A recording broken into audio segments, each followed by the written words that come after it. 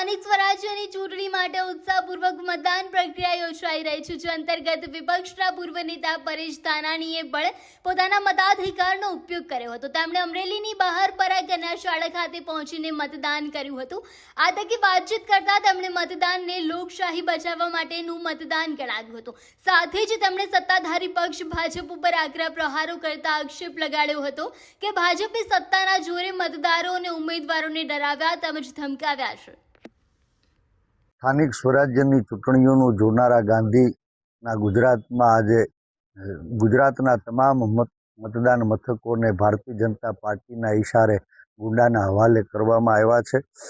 આ લોકશાહી લજવાઈ રહી હોય એવી સ્થિતિમાંથી દેશના સંવિધાનને બચાવવા સૌ મતદારો સાગમટે મતદાન કરશે એવો મને વિશ્વાસ છે।